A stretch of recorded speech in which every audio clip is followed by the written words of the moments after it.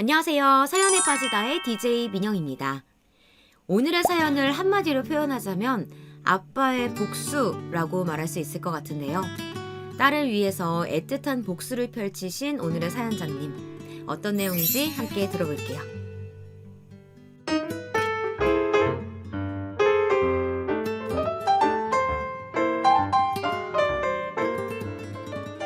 안녕하세요.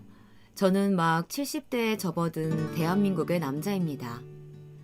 오늘 사연을 쓰게 된 것은 여러분들의 이야기를 듣다 보니 저도 제 딸아이에게 일어났던 지옥 같던 일과 그 속풀이를 하게 된 에피소드를 말씀드리고 싶어서입니다. 저는 보수적인 산골에서 태어났습니다. 저희 부모님은 농사를 지으셨어요. 제가 살던 집 뒷뜰에는 감나무가 있었고 아버지는 소를 한 마리 데리고 벼농사를 지어 생계를 꾸리셨죠. 젊은 시절엔 면사무소에서 근무하시다가 그만두시고 가업이었던 농사를 이으셨다고 하는데요. 그렇게 저는 6남매 중 둘째로 위로 누나가 있었기에 장남으로 집안의 기대를 한 몸에 받으며 자랐습니다. 공부를 곧잘 했기 때문에 고등학교까지 무사히 마쳤고 학력고사 성적이 좋아 인근 큰 도시의 유명한 국립대 경영학과를 가게 되었습니다. 사실은 서울의 유명한 사립대 경영학과도 갈 수 있는 성적이었지만 부모님께서 동생들도 많은데 서울에 보내기는 형편이 힘들다고 하셔서 어느 정도 타협을 하게 된 것이죠. 그렇게 국립대 경영학과를 졸업하고 저는 고향 부근 1시간 거리 정도에 있는 지역의 은행에 취직을 하게 되었습니다. 막 사회 초년생이었던 시기 새내기 은행원이었던 저는 업무를 실수해서 허둥대기도 하고 부모님을 떠나 지내는 타지 생활이 힘들기도 하여 취직하고 1년 동안은 굉장히 마음이 불안정했어요. 그런데 그런 저를 살뜰히 챙겨주는 여직원이 한 명 있었습니다. 비록 고졸로 은행 창구 일을 하는 친구였지만 항상 깔끔한 옷차림에 성실하고 부지런한 직원이었죠. 아침마다 저에게 미소 지으며 인사를 하는 그 친구를 보면서 저는 점차 호감을 가지게 되었습니다. 자판기 커피를 함께 마시며 이것저것 물어보니 시골에 형제가 많다 보니 고등학교를 졸업하고 은행에 취직하게 되었다고 했습니다.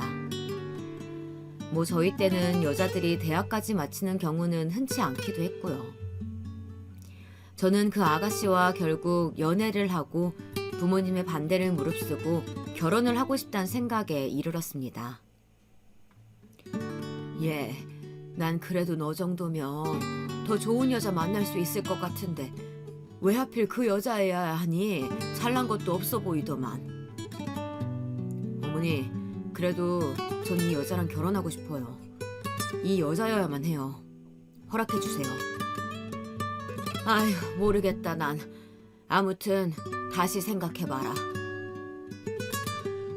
자식 이기는 부모 없다고 결국 부모님의 허락을 받아내어 그렇게 결혼해서 이듬해 예쁜 딸을 낳았습니다. 아내는 아기를 낳고 일을 그만두었는데요.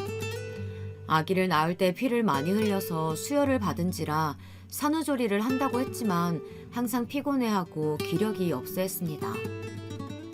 저는 아내가 잘 쉴 수 있도록 보살폈지만 결국은 신장에 이상이 생겨 아내는 그 힘들다는 투석을 하게 되었죠. 여보, 많이 힘들지? 아니야, 당신이야말로 힘들지. 돈 벌어야지, 나 돌봐야지. 미안해 여보. 직장일만으로도 힘들 텐데. 나는 신경 쓰지 마. 난 하나도 안 힘들어. 그저 당신 얼른 낳는 것만 생각해. 저는 당시 아내를 무척 사랑했습니다. 그래서 은행 일을 하면서 아내를 정말 살뜰히 보살폈지만 아내는 제때 신장을 이식받지 못해서 결국은 제 딸아이가 5살밖에 안 되었을 무렵 하늘에 별이 되고 말았습니다. 세월이 많이 지난 일이라 지금은 이렇게 담담하게 말하지만 그 당시에는 정말 하늘이 무너지는 것 같더라고요. 황망하게 아내의 장례식을 치르는데 저도 그냥 아내를 따라 관에 들어가서 뚜껑을 닫아버리고 싶더군요. 아마 그때 제 등 뒤로 업어달라고 매달리던 딸아이가 없었다면 저는 제정신을 유지하지 못하고 우울증에 시달리다가 극단적인 선택을 했을 겁니다. 하지만 아내가 그렇게 떠나고 난 후 남겨진 딸아이는 엄마가 없자 그 빈자리를 안 건지 자주 칭얼대고 외로워했습니다. 아빠, 엄마 보고 싶어. 아빠. 미안해, 우리 딸. 엄마 많이 보고 싶지? 그런 딸아이를 보며 부모님의 도움을 받아 딸아이를 키우면서 자식을 위해서 남은 인생을 바치겠다고 다짐했습니다. 아내의 마지막 소원이 딸아이를 잘 부탁하는 것이었던 만큼 먼저 간 아내의 몫까지 내가 엄마 아빠 몫을 다 해주리라, 우리 아이에게 그늘 없게 내가 잘 키우리라 하고 매일 아침마다 화장실 거울을 보며 주문을 외우듯이 스스로에게 세뇌였던 것 같아요. 조금 커서 유치원에 간 딸아이는 아빠, 우리 엄마는 하늘나라에서 언제 와? 이렇게 묻곤 했는데 그럴 때마다 저는 눈물을 속으로 삼키면서 아주 나중에 우리가 하늘나라 가게 되면 엄마랑 만날 수 있을 거야. 이렇게 말하면서 딸아이를 꼭 안아주었습니다. 딸은 숨 막힌다면서 저를 타박하곤 했죠. 그렇게 저는 하나밖에 없는 딸이기에 옛말 그대로 불면 날아갈까 쥐면 꺼질까 딸의 일이라면 만사 제쳐놓고 달려가는 딸바보 아빠로 살았습니다. 다행히 딸은 엄마의 부재에도 밝고 건강하게 쑥쑥 잘 커주었어요. 열심히 딸을 키우면서 저도 은행에서 점점 직급이 올라갔습니다. 딸이 고등학생일 무렵 저는 부지점장을 달게 되었죠. 그래서 다행히 딸이 하고 싶은 공부도 마음껏 지원해줄 수 있었습니다. 그게 참 다행이었죠. 만약 제가 밥벌이라도 시원치 않았다면 우리 딸에게 해주고 싶은 것도 양껏 못 해줬을 텐데 말이죠. 딸은 어릴 때부터 책을 많이 읽어서인지 엄마들이 신경 써서 학원도 보내고 과외도 보내는 다른 아이들 못지않게 공부를 잘했습니다. 가끔 엄마와 팔짱 끼고 옷을 사러 간다거나 목욕탕에 가는 친구들을 부러워하긴 했지만요. 그럴 때면 딸은 자신은 결혼해서 꼭 딸을 낳아서 엄마랑 같이 데이트 못한 한을 다 풀겠다며 저에게 웃으며 말하곤 했죠. 아무쪼록 딸은 공부를 뛰어나게 잘해서 서울의 높은 대학을 목표로 하고 있었어요. 그리고 그런 딸을 바라보는 딸아이 친구 엄마들의 시선엔 부러움이 가득했습니다. 아유, 아이 혼자 키우셨다면서 어쩜 이렇게 기특한 딸로 키우셨대요? 아유, 정말 좋으시겠어요. 주변 엄마들의 칭찬이 자자하기도 했습니다. 괜히 딸로 인해 제 어깨가 으쓱하기도 했고요. 딸이 대학 입시를 치를 무렵에는 수시가 점점 활성화되던 시기였는데요. 딸은 내신 성적이 좋았는데 마침 학교에 수시 전략을 잘 짜기로 유명한 선생님이 계셔서 본인의 성적보다 더 좋은 대학에 붙게 되었습니다.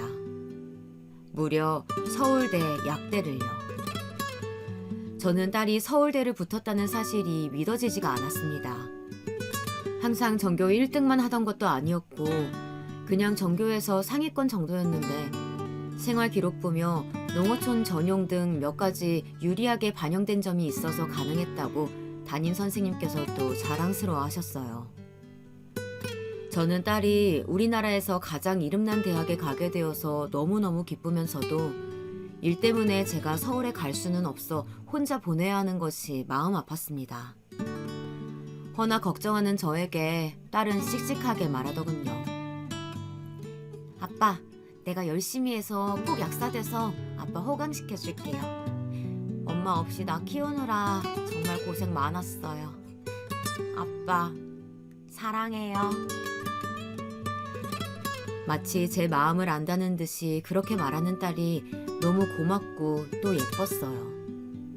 마음 같아서는 그냥 집 근처 좋은 대학을 가면 안 되겠냐고 말리고 싶었지만 또 우리나라 최고 대학을 나온다면 딸아이의 인생은 나와는 좀 더 다르겠지 하는 생각도 들었답니다. 그래서 결국 저는 서울로 딸을 보내고 말았죠. 처음 며칠은 딸을 떠나보내고 너무너무 외로웠지만 시간이 지나니 오히려 제 시간도 많아지고 홀가분하기도 했어요. 아무래도 딸을 키우느라 취미랄 것도 없이 살았는데 시간이 생기니 운동 동호회도 들게 되고 하고 싶은 것도 생기더라고요. 가끔 전화를 하면 딸은 딸대로 서울이라는 큰 도시의 문물을 즐기면서 새로운 세상에서 많은 것을 보고 배우고 있다고 잔뜩 신나 있는 목소리였습니다. 그리고 방학만 되면 신나서 제 선물을 이것저것 사들고 내려오곤 했죠. 그렇게 딸이 서울대에 입학하고 2학년을 마친 때였어요. 어느 날 딸에게 전화가 왔습니다. 그때 일이 터지고야 말았는데요. 아직도 그때를 생각하면 아찔합니다. 여보세요? 딸내미 잘 있어? 별일 없지? 불길하게도 수학이 넘어 딸은 대답이 없었습니다. 그러고 보니 요즘 좀 전화가 뜸했던 것 같다는 생각이 머리를 스치고 지나가더군요. 여보세요? 지연아, 듣고 있어? 한참 만에 들려온 딸의 목소리는 잔뜩 가라앉아 있었고 갈라져 있었습니다. 아빠 보고 싶어. 저기 서울로 지금 좀 오실 수 있어요? 아빠가 너무 보고 싶은데 내가 갈 수가 없어요. 저는 뭔지 모를 불길한 예감들을 떨치며 그 길로 차를 몰고 4시간이나 되는 거리를 달려 딸의 자취방으로 갔습니다. 가는 동안 여러 가지 잡생각과 걱정들이 몰아쳤지만 지금은 그저 어쨌든 큰일이 있었다면 멀쩡히 전화를 하지 못했을 거라고, 최소한 어디를 크게 다친 것은 아닐 거라며 위로를 했습니다. 사실 딸은 이상하게 이번 겨울방학에는 집에 오지 않고 3학년 준비를 하겠다고 했습니다. 취업 준비도 미리 하려면 토익 학원도 다녀야 하고 이것저것 할 일이 많다고 하더라고요. 저는 그 말을 믿고 내심 섭섭했지만 그래, 취직 준비 요즘은 3학년 때부터 한다더라. 바쁜데 어쩌겠어. 그냥 다음에 아빠가 한번 서울 갈 일 있으면 들릴게. 하고 얘기했었어요. 그리고 저도 지점 일이 바빠서 올라가지 못하고 유야무야 했었죠. 불길한 마음을 떨치고 간신히 딸이 살고 있는 원룸 건물로 들어서 딸의 집 초인종을 눌렀습니다. 딸은 학교 앞 신축 풀옵션 원룸에 살고 있었어요. 8평 정도 되는 집이었죠. 끼익 무거운 소리를 내며 현관문이 열렸습니다. 그리고 열린 문틈 사이로 저에게 제일 처음 보인 것은 딸의 동그랗게 부풀어 오른 배였습니다. 지연아, 딸, 너 몸이 왜 이러니? 어? 딸은 하루 종일 울어서 퉁퉁 부은 것이 분명한 얼굴로 저에게 애써 미소를 짓더군요. 아빠, 잘 지냈어요? 내가 내려갔어야 하는데 미안해요. 들어오세요. 아니, 이게 무슨 일이야? 오랜만에 방문한 딸의 자취방에는 현관에 남자 신발이 한두 켤레 나뒹굴고 있었고 옷장에는 남자 점퍼 같은 옷이 걸려있고 어딘지 제 딸의 집 같지 않은 남자 물건들이 보였습니다. 저는 순간 머릿속이 하얗게 되더군요. 너무 말도 안 되는 상황을 접하니 생각 회로가 끊겨버린 듯 했어요. 한참을 넋나간 사람같이 앉아있던 저는 딸이 뒤뚱거리며 힘겹게 가져다준 물 한 잔을 다 비우고 딸에게 다그쳐 물었습니다. 그간의 사정을 어서 말하라고요. 도대체 네 몸이 왜 이러냐고 말이죠. 딸은 사시나무처럼 떨면서 이야기를 시작했어요. 그게요, 아빠. 딸이 막 대학 신입생으로 들어왔을 때 지방에서 처음 서울살이를 하는 터라 너무 외롭기도 하고 또 같은 과 친구들이 자신을 촌뜨기로 볼까봐 한동안은 서울말을 연습하기도 하는 등 사람들과 어울리는 일이 쉽지 않아 외로웠다고 해요. 그래서 딸은 중앙 동아리라도 들자 하면서 게임 동아리를 들었는데요. 거기서 컴퓨터 게임을 이것저것 많이 하게 되었다고 합니다. 원래도 좀 이과 성향인지라 게임하면서 스트레스가 많이 풀리더래요. 그렇게 게임을 취미로 많이 하다 보니까 학교 동아리 말고도 온라인으로 같이 게임을 하다가 사람들을 만나는 정모도 하게 되고 정모를 나가보니 게임이라는 공통 취미 때문에 즐거워서 술자리도 하게 되었다고 합니다. 그러다가 거기서 한 남자를 만나게 되었다고 하는데요. 그 남자는 자신은 농구를 하다가 프로 농구 선수가 되지 못해서 대학을 일반 경영학과를 가게 됐고 지금은 회사를 다니고 있다고 소개했다고 합니다. 키도 크고 눈썹이 진한 훈남 외모의 그 청년에게 제 딸은 호감을 느꼈대요. 나와 다르게 뭔가 세련된 사람 같다는 생각을 하면서요. 몇 번을 만나 게임도 하고 같이 맥주도 마시고 하면서 제 딸은 더욱 그 사람과 친밀해졌습니다. 함께 맛있는 것을 먹고 하다 보니 서로 연애를 하기로 얘기가 되었고 계속 밖에서 만나다 보니 그 사람을 자취방으로 들이게 되었다고 합니다. 저는 그 대목에서 경솔한 딸의 행동이 너무 화가 났지만 바쁘다는 명분으로 자주 올라와 체크하지 못한 제 탓도 크다는 생각에 괴롭더군요. 그 사람은 회사 일을 하다가 한 번씩 피곤하다고 와서 자고 가기도 하고 일요일에 딸의 집에서 간식을 만들어 먹기도 했다고 합니다. 그때는 세상을 다 가진 것처럼 바보같이 그 사람에게 빠져서 지냈다고 딸은 울면서 이야기를 하더군요. 그런데 그렇게 지내던 어느 날 우연히 화장실을 간 그 사람 핸드폰에 전화가 오는데 전화를 전해주려다가 딸은 그만 실수로 통화 버튼을 눌렀다고 합니다. 여보, 오늘 언제 온댔지? 저녁 해야 돼? 수화기 너머로 다정한 여자의 목소리가 들렸다고 합니다. 그리고 확실치는 않지만 아기 웅얼거리는 소리도요. 딸아이는 너무 충격을 받아서 그만 핸드폰을 떨어뜨리고 말았대요. 그리고 화장실을 나온 그 사람에게 따져 물었답니다. 오빠, 방금 전화 오던데 누구야? 저녁 해야 되냐고 묻던데. 부탁인데 솔직하게 말해줬으면 좋겠어. 남자는 자신을 뚫어져라 노려보며 추궁하는 제 딸의 눈을 보면서 자신이 사실은 유부남이라고 고백했다 하더군요. 갓 돌이 된 아기가 있다고 삶이 너무 지쳐서 게임 정모라도 나가면 활력이 생길 것 같아서 나갔는데 너에게 반해버렸다고. 그래서 유부남이라고 하면 상대를 안 해줄까봐 이런 일을 저질렀다고요. 딸은 그 남자에게 당장 나가라고 소리를 지르며 그 남자를 쫓아내고 이별을 고했다고 합니다. 딸의 인생의 첫 연애이자 첫 이별이었죠.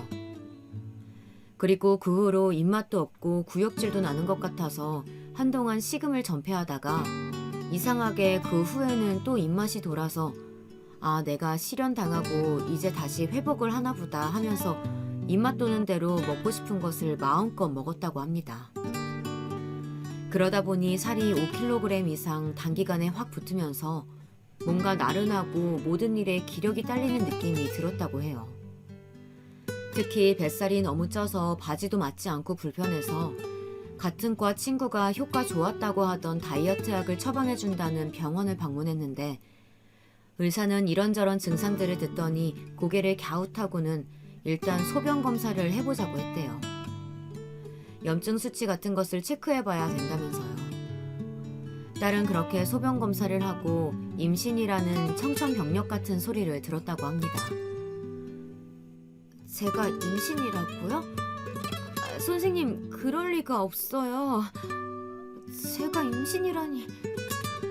저 아직 학생인데.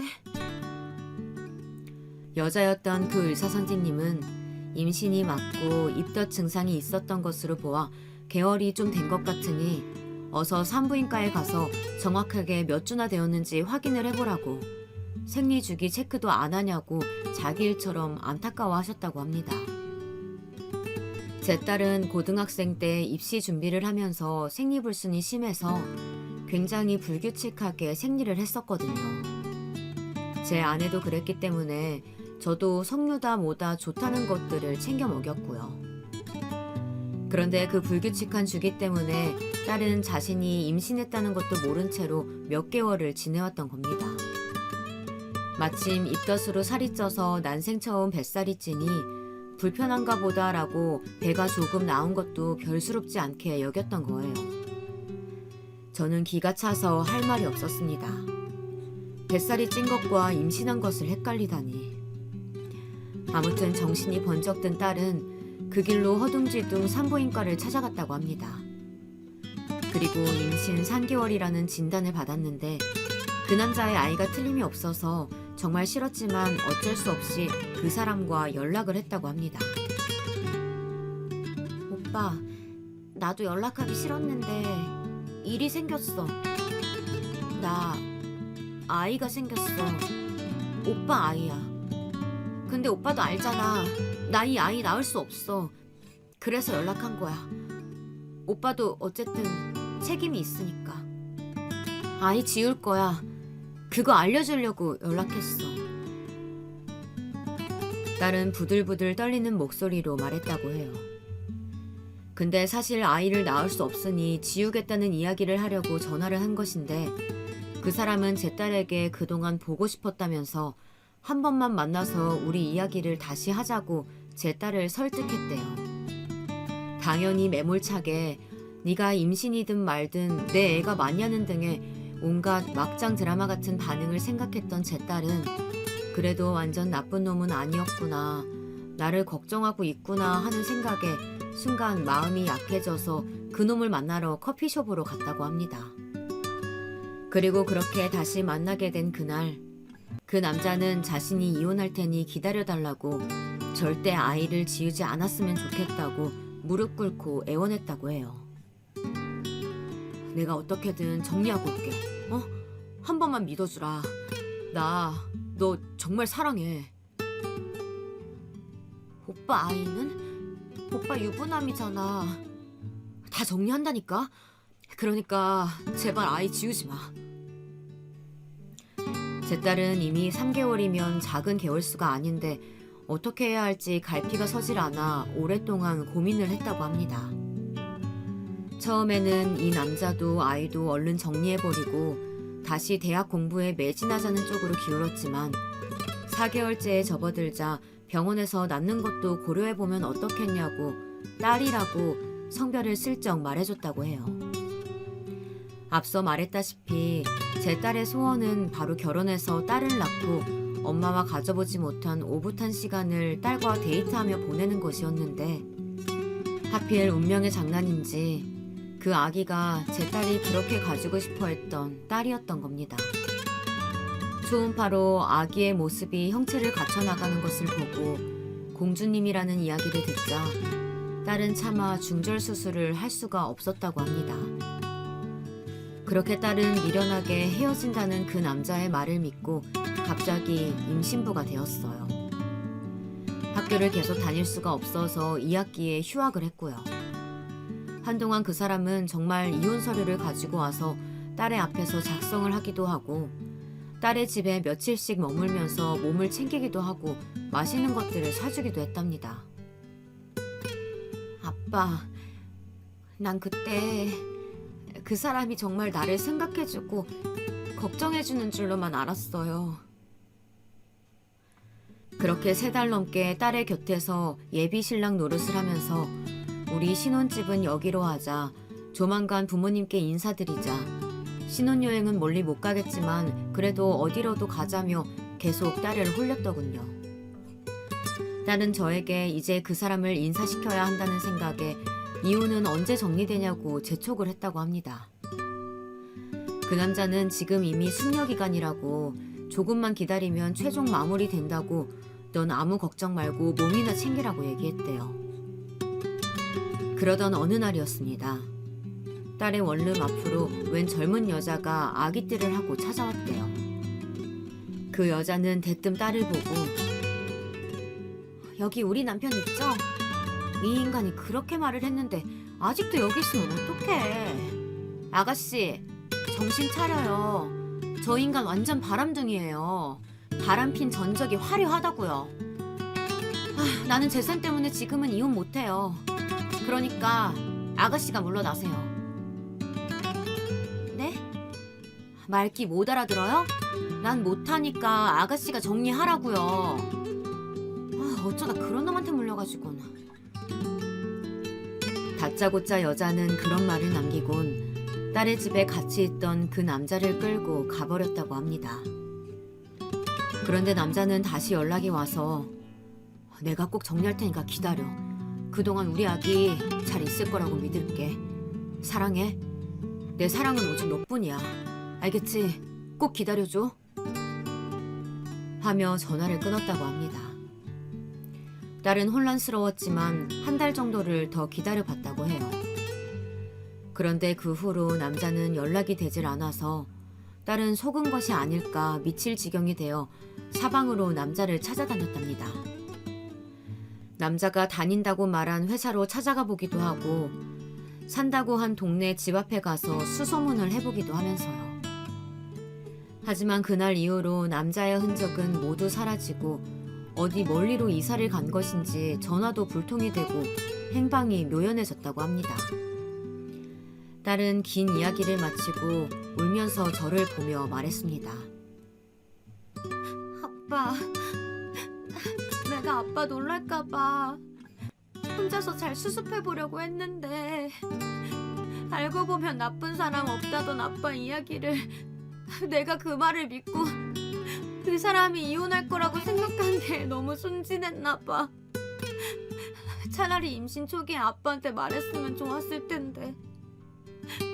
나 진짜 호떡떡인 것 같아. 이제 6개월이나 됐는데 나 어떡해? 나 어떡하면 좋아? 저는 그 길로 딸을 산부인과로 데리고 갔습니다. 아기는 안 되었지만 내 딸의 인생을 망칠 수는 없었어요. 그래서 독하게 마음을 먹고 뱃속에서 자라고 있을 아이를 어떻게든 내 딸의 인생에서 지워야 한다고 생각했죠. 그렇게 산부인과를 가서 의사선생님께 사정을 했는데 대부분 병원에서는 중절수술 자체가 불법이고 이미 6개월이라 위험하다는 이야기만 했습니다. 시기도 늦었을 뿐더러 잘못하면 산모나 아이나 좋지 않다는 말뿐이었어요. 저는 필사적으로 산부인과에 전화를 걸어 사정을 이야기했지만 대부분은 안 된다며 끊어버리더군요. 그러다가 겨우 중절수술을 해준다는 병원을 찾았습니다. 그 병원은 제가 애걸복걸하면서 딸아이의 인생이 달렸다고 매달리자 자신도 불법 행위이지만 같은 부모로서 그 마음 안다고 수술을 해보자고 어렵게 말씀해 주시더군요. 그렇게 딸은 중절수술 날짜를 간신히 잡고 병원으로 가게 되었죠. 저는 한시름 놓았다 싶었습니다. 이제 수술을 무사히 끝내고 딸 몸만 잘 추스르면 된다고 생각하고 딸에게 걱정 말고 한숨 푹 잔다 생각하라고 아빠가 휴가 내서 몸조리 도와줄게 라고 딸의 손을 잡고 이야기했어요. 딸은 어딘지 모르게 어두운 표정으로 수술실로 들어갔고요. 저는 초조하게 수술실 밖에서 딸을 기다렸습니다. 그런데 1시간은 걸릴 것이라던 수술실 문은 들어간 지 10분이 되질 않아 다시 열리는 것이었어요. 그리고 여전히 동그랗게 부푼 배를 하고서 딸아이가 다시 나오더군요. 침대에 누운 채로 딸은 눈물을 흥건히 흘리고 있었습니다. 저는 얼른 달려가 딸의 손을 잡았어요. 아빠, 나 이 아기 이렇게 하늘나라로 보낼 수가 없어요. 내가 엄마인데 그렇게 할 수가 없어. 멀쩡한 아기를 어떻게 그래? 내 딸인데. 내 딸이야, 아빠. 저는 하늘이 무너지는 것 같았습니다. 수술장에 들어가서 수술 과정을 듣는데 개월수가 많아 실제 아기를 출산하듯이 출산하고 그 후 팔다리가 다 있는 멀쩡한 아기를 하늘나라로 보내야 한다는 그 말을 듣고 제 딸은 도저히 수술을 할 수가 없었다고 합니다. 이미 아기는 사람의 형체로 너무 자라 있었고 제 딸의 뱃속에서 움직이고 있었으니까요. 그렇게 제 딸은 미혼모의 길을 택했습니다. 저는 필사적으로 설득하고 또 설득했지만 무엇보다 생명이 중요하다는 딸의 이야기를 결국 들어줄 수밖에 없었습니다. 그럼 아이 아빠를 찾아가 단판을 짓자고 했지만 딸은 어디 있는지도 모르고 사진 한 장 없다고 했어요. 흥신소라도 이용해서 찾아보겠다고 하니 원치 않는다고 다시는 보고 싶지 않다고 우는 것이었습니다. 그래서 그렇다면 미혼모로 아기를 키우는 것은 반대고 호적이라도 내 쪽으로 입적시키자고 했습니다. 법적인 절차를 알아보니 아이 부모가 동의하면 되고 가정법원에서 처리할 수 있다고 하더군요. 그렇게 저는 제 호적에 제 손녀를 올리게 되었습니다. 제 딸은 자신의 딸과 법적으로는 자매가 된 것이죠. 그렇게 산딸을 채우고 딸은 자연분만으로 건강한 아기를 출산했습니다. 아기는 3.3kg로 무게도 적당하고 아주 눈이 똘망똘망한 예쁜 아기였습니다. 저는 아기를 낳는 것을 반대했지만 막상 눈앞에 손주를 보자 너무 예뻐서 정신을 못 차리겠더군요. 사람 마음이 참 신기했어요.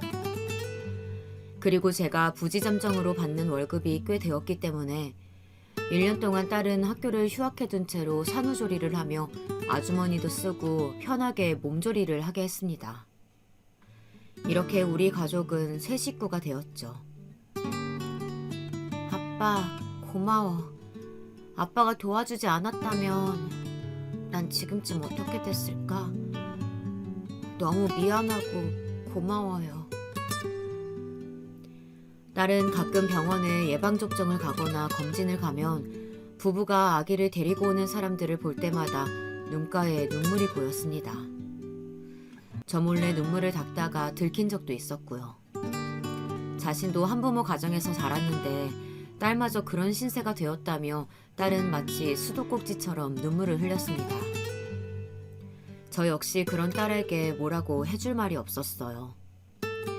왜 그랬냐고 저야말로 딸에게 화를 내고 싶은 기분이었죠. 왜 그렇게 경솔하게 어디서 굴러먹었는지 모르는 놈에게 마음을 덜컥 줘버렸냐고, 대책 없이 그 놈을 왜 기다렸냐고, 자기 몸 검사를 왜 못했냐고 말이죠. 그러나 눈물을 달고 사는 딸아이에게 더 이상 상처를 줄 수는 없었습니다. 어차피 상황은 그런 말을 해서 서로 상처받지 않아도 충분히 힘들었으니까요.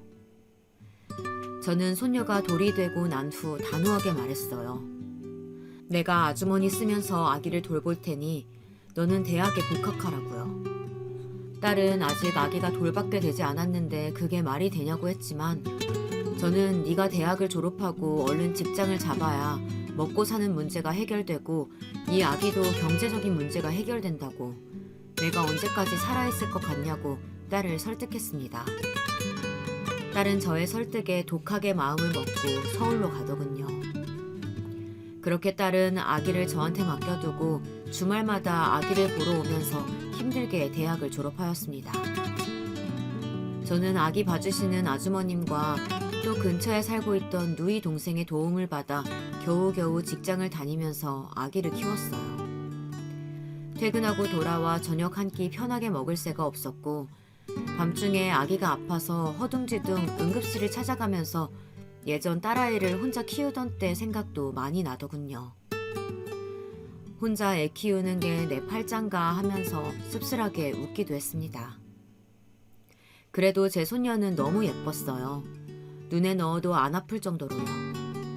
지쳐있는 저를 보면서 옹알이를 하고 고사리 같은 손으로 제 손가락을 꼭 쥘 때면 저는 웃을 수밖에 없었습니다. 마치 제 딸의 어린 시절을 보는 것 같았거든요. 그렇게 시간이 흘러 딸은 무사히 서울대 약대를 졸업하고 서울 인근 대도시의 고용 약사로 취직을 했습니다.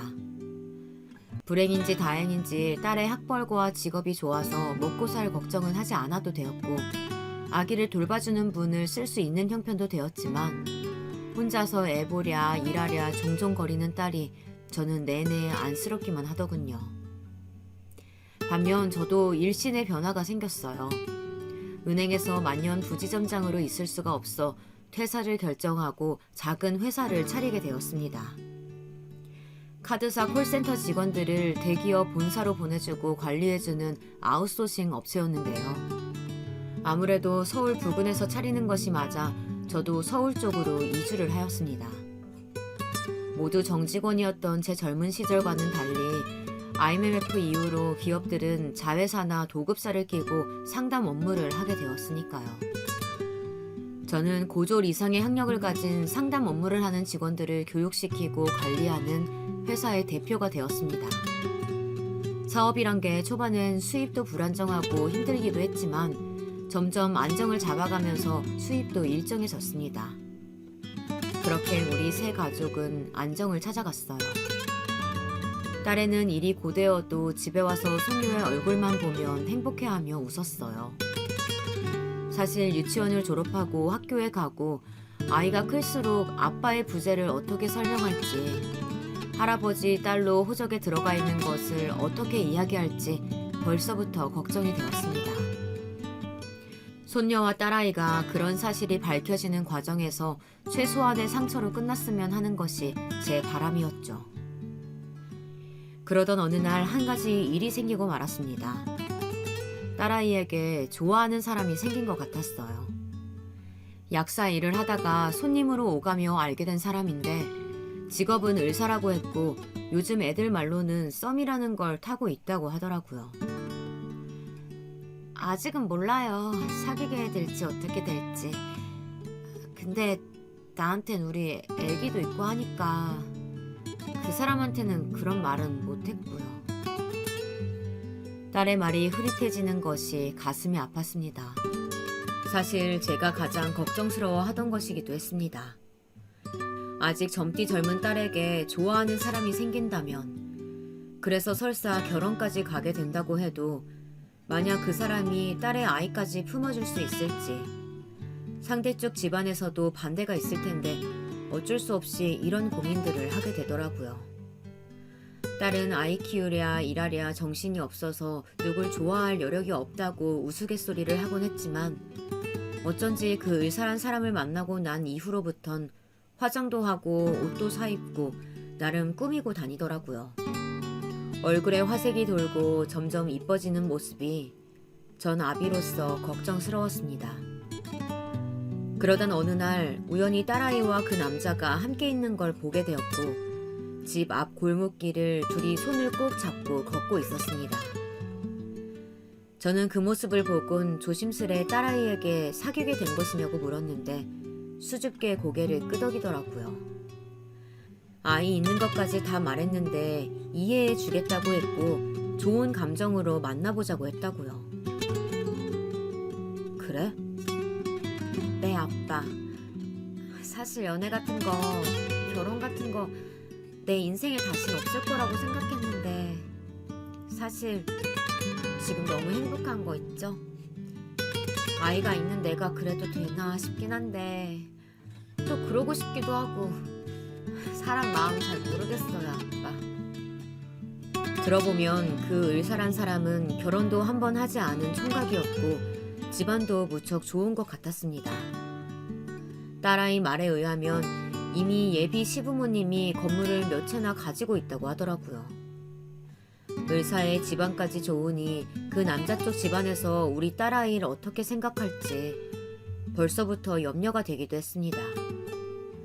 그래도 딸아이 얼굴이 화사해지는 게 참 보기 좋았어요.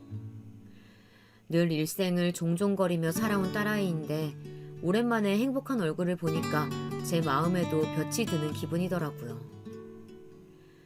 하지만 꽃처럼 피어가던 딸아이 얼굴이 확 일그러진 건 바로 그로부터 한 달 후였습니다. 오래 가지도 못했죠. 딸애가 만나던 남자의 부모가 딸에게 아이가 있다는 걸 알고는 난리가 난 겁니다. 딸의 약국으로 찾아와 멱살까지 잡고 뺨까지 때리려 했다더군요.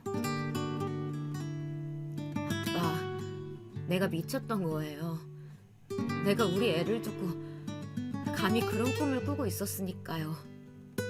그래서 이런 일을 당한 거예요. 내가, 미혼모인 내가. 딸은 그날 마시지도 못하는 술을 잔뜩 먹곤 제 앞에서 엉엉 울음을 토해냈습니다. 서러워 울부짖는 딸의 옆에 소녀딸이 가만히 가 위로를 해주려고 하는데 딸은 그마저도 못 견디겠는지 얼굴을 감싸 안고 울더라고요. 그때 그놈이 생각났습니다. 딸을 임신시키고 도망간 그놈. 만약 그놈이라도 서방 노릇을 했다면 우리 딸이 지금 이러고 살고 있진 않았을 텐데 정말 내 눈앞에 있다면 갈갈이 찢어 발기기라도 하고 싶었습니다.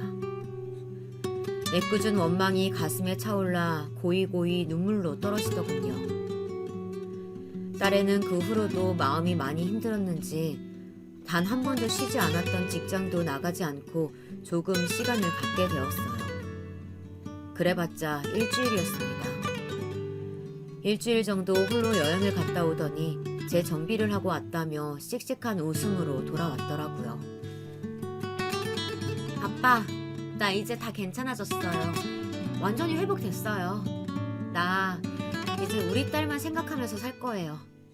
우리 딸이 나한테 얼마나 큰 보물인데 내가 그걸 잠시 잊었나 봐요.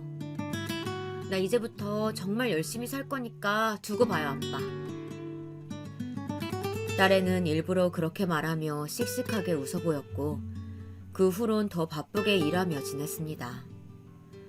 아마도 제게 걱정을 끼치고 싶지 않았던 것 같았고 어떻게든 상처에서 벗어나기 위해 아등바등 그렇게 지내는 것 같았습니다. 그런 딸애만 생각하면 한숨이 푹 나왔지만 저도 그냥 모른 척 딸애를 위해 소녀를 데리고 나가 맛있는 것도 먹고 바람도 쐬고 선물도 사주며 그렇게 지냈습니다. 그러면서도 한편으론 그런 생각이 들었죠. 내가 혹시라도 병에 걸리거나 사라지게 되면 딸애와 아이 둘만 세상에 남게 될 텐데 남편 없이 그리 홀로 늙어갈 때 딸애의 모습을 생각하면 걱정스럽고 기운이 절로 빠졌습니다. 딸 역시 저에겐 털어놓지 않았지만 가끔 자기 친구와의 통화에서 딸이 아빠 없이 자라게 될 걸 생각하면 가슴이 아프다고. 다른 아이들은 다 아빠가 놀아주기도 하고 친구들한테 자랑도 할 텐데 그때 딸이 소외감을 느낄까봐 걱정된다며 그런 이야기들을 털어놓기도 했습니다. 미혼모의 삶이 이렇게나 무겁고 힘든 것인지 딸은 몸소 그렇게 깨달아가고 있었죠. 할아버지, 할아버지, 나 과자. 엄마 나 이거 봐봐. 그래도 한 가지, 저와 딸을 힘나게 해주는 것이 있다면 바로 손녀딸의 재롱이었습니다. 우린 그 작고 따뜻한 온기로 한 걸음씩 세상을 딛고 있었고 힘을 내고 있었어요. 그렇게 시간이 약이란 말이 있듯 모든 게 제자리로 돌아가고 딸도 저도 일에 매진하고 있었을 때였습니다. 제 회사는 직원들이 늘어 더 확장을 했어요. 저는 은행 재직 시절 알던 인맥들이 있어 일을 따내기가 쉬웠고 콜센터 직원 고용 계약을 원하는 대기업들이 많았습니다. 저는 기존의 관리자로 일을 쳐내기에는 너무 일이 과도함을 느껴서 새로 관리직을 몇 명 채용하기로 했습니다. 채용을 위해 면접을 보게 되었는데 그중 인상 깊은 친구가 있더군요. 큰 키에 사람 좋아 보이는 훈훈한 인상이었어요. 운동선수라고 해도 좋을 정도로 덩치가 좋았습니다. 물어보니 고등학교 때까지 운동선수 경력이 있다고 하더라고요. 지금은 평범하게 카드사에 입사해서 일한 지 꽤 오래되었고 두 아이의 아빠로서 책임감을 가지고 일하겠다고 포부를 밝혔습니다. 면접을 보면서 저도 손녀가 있다고 너무 예쁘다고 하자 그 젊은이는 자신도 딸과 아들이 있는데 너무 예쁘고 사랑스럽다고 벌써 손녀가 있으셔서 좋겠다고 하더군요. 왜인지 모르게 호감이 갔습니다. 저는 그 친구에게 매니저라는 직함을 주고 김 매니저라고 부르며 친하게 지냈습니다. 카드사 본사의 경력이 오래되어서인지 일도 깔끔하게 잘하고 은행 쪽으로는 더 잔뼈가 굵었던 저보다 오히려 업무적으로 도움받을 일도 많이 있었어요. 고마워요, 김 매니저. 오늘 혹시 시간 되면 술 한잔 할래요? 내가 사줘. 나도 오늘 그냥 집에 들어가기가 심심해서. 저야 좋죠. 그럼 제가 자주 가는 술집으로 모시겠습니다. 김 매니저와 저는 한 번씩 술도 한잔하는 정도로 친해졌습니다. 업무 이야기도 하고 서로 사는 고충을 이야기하며 저는 그렇게 정을 쌓아갔죠. 그는 아내 이야기를 하면서 자식들과 행복하다고 하면서도 자신이 사실 아내 아닌 다른 여자를 좋아한다고 고백하더군요. 놀라서 무슨 소리냐고 하자 그런 거 있잖아요. 왜 아내처럼 소중하고 그런 건 아닌데 한 번씩 연애의 짜릿함을 느껴보고 싶은 그런 욕망이랄까? 이렇게 말하더군요. 실제로 몇 번 데이트도 하고 그랬다고요. 저는 순간 제 딸의 인생을 망친 그 유부남이 생각나서 화가 치밀러 올랐습니다. 그래서 저는 김 매니저에게 술을 거나하게 먹고는 그런 식으로 부도덕하게 살지 말라고 소리를 질렀죠. 많이 취하셨구나. 네네, 알겠습니다. 얼른 집으로 가시죠. 대리 불러드릴게요. 김 매니저는 제가 술에 취해서 그런 줄로만 생각하고 그냥 네네 하면서 저를 부축하더라고요.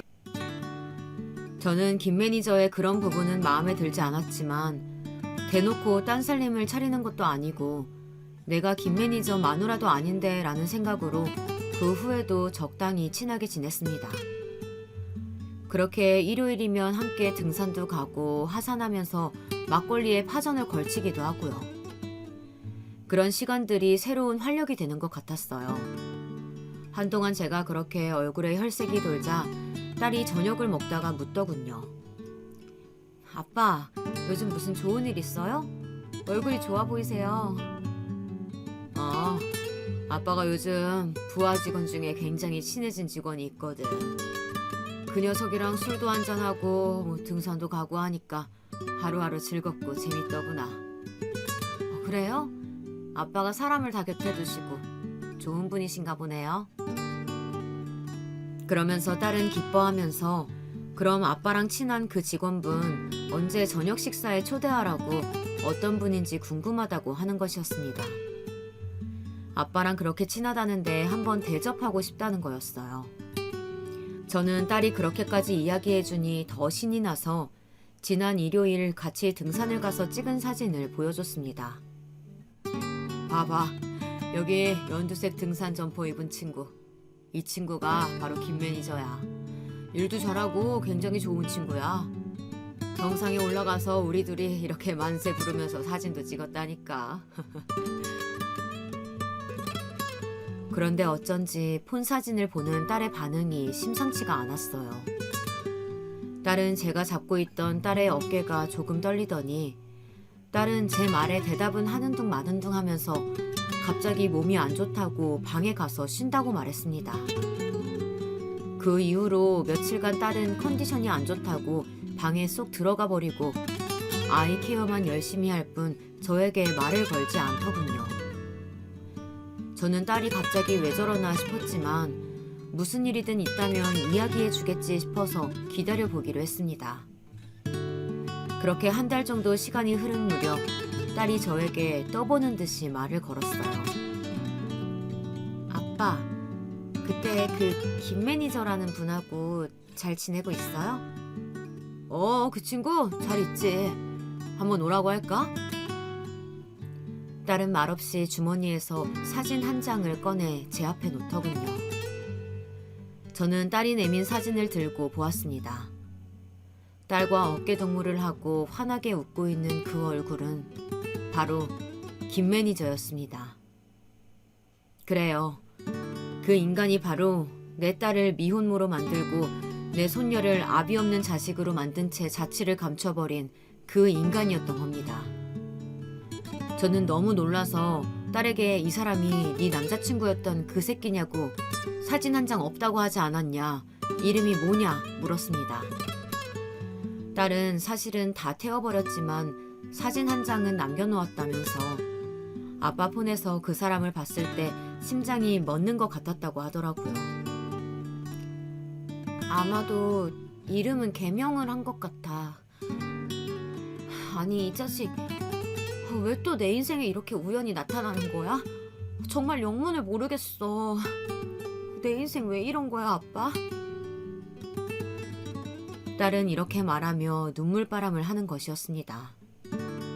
네, 겨우 잊으려고 애쓰며 살고 있던 우리 앞에 그 자식은 또 이렇게 드라마틱하게 나타난 거였습니다. 얼떨떨한 기분에 순간 할 말을 잃어 전 잠시 밖에 나갔다 오겠다고 했습니다. 그리고 밤하늘을 바라보며 차분히 머리를 식혔습니다. 근데 불현듯 그런 생각이 들더라고요. 이게 기회인 건 아닐까? 하늘이 저에게 준 기회라고 생각했어요. 복수할 기회 말이죠. 어떻게 하면 이 자식의 인생을 내 딸이 겪은 그 몇 배 이상의 고통 속으로 들어가게 할 수 있을까? 지금껏 내 딸이 겪은 이 힘듦을 어떻게 하면 갚아줄 수 있을까? 그때부터 머리 아프게 궁리를 하기 시작했습니다. 일단 표면적으로는 김 매니저와 계속 친한 사이를 유지하면서 김 매니저의 관심사를 떠보기 시작했어요. 그런데 한 가지가 있더라고요. 김 매니저가 요즘 주식에 관심을 갖고 있다며 저에게 우량주 혹시 아는 것 있냐고, 혹시 정보 같은 거 있냐고 물어오는 것이었습니다. 글쎄, 난 그쪽으로는 잘 모르는데 혹시 알게 되면 알려줄게. 저는 이때다 싶어 처음에는 모른다고 잡아떼며 감질나게 하다가 마침내 직장 다니다 때려치고 아예 지인들 주식만 돌려주는 일을 하고 있는 친구가 있다고 원한다면 소개해주겠다. 그런데 손해를 볼 수도 있으니 신중하게 생각하라고 운을 띄워놓았습니다. 실제로 그렇게 소일거리 삼아 용돈벌이를 하는 친구가 있었거든요. 그 친구는 오랜 이 바닥의 경험으로 그래프상의 지표를 보고 작전주인지 아닌지를 기가 막히게 잘 찍어내는 친구였습니다. 큰 세력들이 작전을 들어갈 때 따라 돈을 넣었다가 빠지기 직전에 낌새를 채고 빼는 방식으로 저와 제 주변 지인들 재산을 꽤 불려줬죠. 저는 그 이후로 김 매니저와 술을 한잔 할 때마다 은근슬쩍 주식 수익률에 대한 이야기를 던졌습니다. 그리고 많이 위험하다고 알려져 있는 선물 거래까지도 이 친구가 하는데 아직 마이너스가 크게 난 적이 없고 거의 회복했다며 계속해서 유혹의 말을 남겼습니다. 김 매니저는 본인도 카드사에 오래 있었던지라 선물은 위험해서 내키지 않는다고 하고 처음엔 주식한다는 그 친구분 진짜 작전주를 아는 거냐고 못 믿는 기색이었어요. 허나 사람이란 본디 같은 말을 반복해서 계속 듣고 옆 사람이 계속 수익이 나는 것을 보여주면 넘어오게 되어 있죠. 결국 지속적으로 제 이야기를 듣고 제 통장 잔고를 보여주고 장기간 이득이 난 것을 확인한 김 매니저는 제 친구에게 주식 컨트롤을 맡기게 되었습니다. 저 이래도 되는 건지 모르겠는데 믿고 가겠습니다. 처음에는 경계 모드로 1,000만 원 정도를 넣더니 6개월 이상 10에서 20% 정도의 수익이 나자 아파트 청약이 당첨되어 잔금을 치르려고 모아둔 2억의 대부분을 몽땅 밀어넣으면서 과감하게 투자하더군요. 저는 제가 이렇게 이야기한 것에 흔들려 자신의 재산의 대부분을 주식에 밀어넣는 그의 모습을 보면서 이것이 하늘이 너에게 주는 천벌이라고 생각했습니다. 내 딸 눈에 눈물 나게 한 이상 나 역시 니놈 눈에 피눈물을 받아내야겠다는 생각이었죠. 그래서 친구에게 일부러 작전주 다 빠지고 한 템포 늦게 눈치채지 못하도록 조금씩 손해를 보게 해달라고 부탁했습니다. 아니 꼭 그렇게까지 해야 돼? 응, 나한테 사정이 있어. 친구는 처음에는 내키지 않아 했지만 제 딸과 저의 사정을 듣고 그 원수가 그놈이라는 것을 알자 티 안 나게 협조해 주기로 했습니다.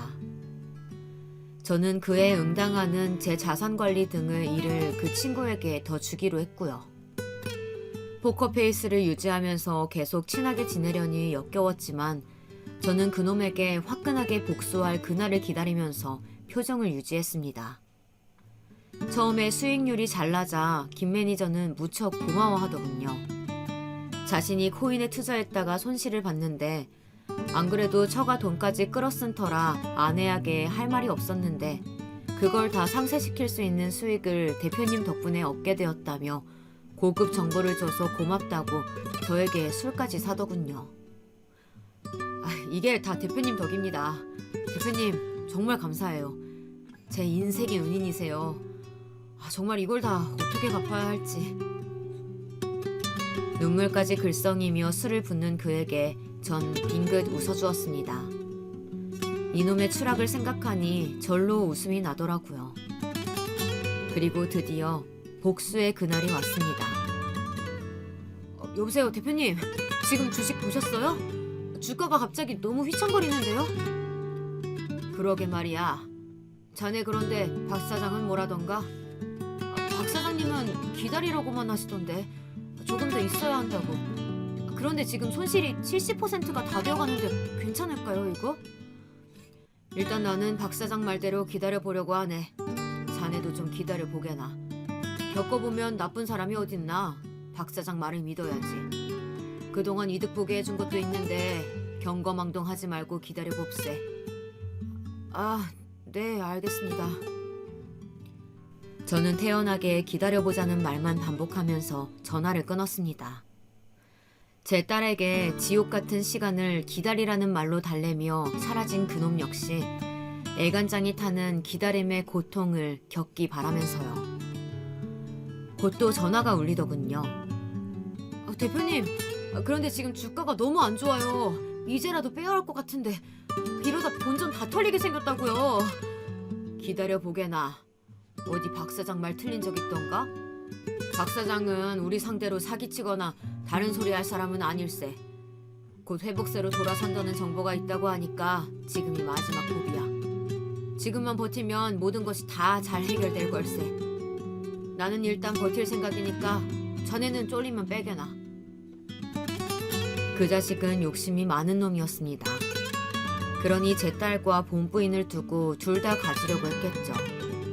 제가 분명 맘에 걸리면 빼라고 했는데도 그놈은 제 말에 현혹되어서 빼지 않고 안절부절 못하면서 버티더군요. 그 결과 그놈이 잔금을 치를 거라고 하던 2억의 돈은 거의 사라져 버렸습니다. 마침내 그놈의 재산이 회복 불가능한 상태에 이르렀을 때 저는 마음 한구석이 뻥 뚫리는 쾌감을 느꼈습니다. 세상에 인과응보는 존재하는 것이었어요. 역시 득달같이 전화가 울리더군요. 여보세요? 대표님! 대표님 말만 믿고 기다렸는데 이게 어떻게 된 일이에요? 저는 카드사 일한 저보다 은행권에서 임원까지 하신 대표님 믿고 친구분께 맡긴 거였는데 이게 어떻게 된 일이에요? 저 망했습니다. 망했다고요. 계속 기다리다가 지금 온 가족이 길바닥에 나앉게 생겼다고요. 그놈은 저를 죽일 듯이 고함을 지르더군요. 거의 짐승의 울부짖음 수준이었어요. 저는 그동안 여러 번 연습해서 줄줄 외우게 된 회심의 마지막 말을 날렸습니다. 자네가 그렇게 순진하게 계속 기다릴 줄 몰랐지. 왜 자네는 남에게 기다리라고 하고 뒤통수만 쳤지 본인이 당할 건 생각 못했나? 남의 눈에 피눈물 뺐으면 언젠가 처절하게 당할 각오를 했어야지. 자신이 저지른 죄값은 반드시 어떤 형태로든 돌아온다는 것을 똑똑히 명심하고 살아. 이 개자식아. 자네는 당장 해고야. 내일부터 출근하지 말게. 뭐라고요?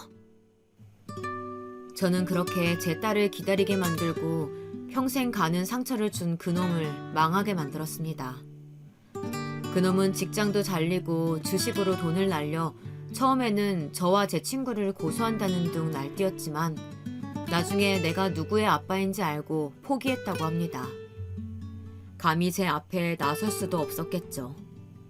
저는 그놈이 만약 제 앞에 나타나면 깜빵 가는 한이 있더라도 반드시 찢어 죽이고 말겠다고 이를 갈았으나 역시 비겁한 놈답게 그냥 조용히 꼬리를 말고 사라지더군요. 그 후 금융객 쪽으로 취직한 흔적이 없었고 집도 이사를 갔는지 서울권에서는 소식이 들려오지 않았습니다. 저는 통쾌한 복수를 끝내고 딸에게도 저의 복수를 말하지 않았습니다. 딸이 안다면 손녀의 친아빠인데 라는 생각으로 또 동정심을 품거나 괴로워할 것 같아서 말이죠. 그래서 그냥 딸에게는 사정이 있는지 이사를 간다고 하고는 직장을 그만둬 버렸다고 넌지시 말했습니다. 혹시 아이 일로 연락하고 싶은 마음이 있느냐고 물어봤죠. 딸은 그럴 생각은 없다고 단호하게 말하더군요. 그냥 다시는 그 인간이 내 주변에 나타나지 않기를 바란다고요. 저는 그렇게 딸과 손녀에게 영원히 말할 수 없는 비밀을 가슴에 품고 오늘도 살아가고 있습니다. 그날 이후 제 좌우명은 인과응보가 되었네요. 비교적 편안한 노후를 보내고 있는 요즘 저는 누구에게라도 작은 죄도 짓지 않으려고 애쓰며 삽니다. 반드시 잘못한 만큼 돌아온다는 것을 저는 믿고 있기 때문이죠. 여러분, 제 가슴속 이야기를 들어주셔서 감사합니다. 이제 겨울도 끝나고 곧 봄이 오겠지만 아직 날씨가 쌀쌀하네요. 다들 감기 조심하시고 즐거운 하루 보내시길 바랍니다.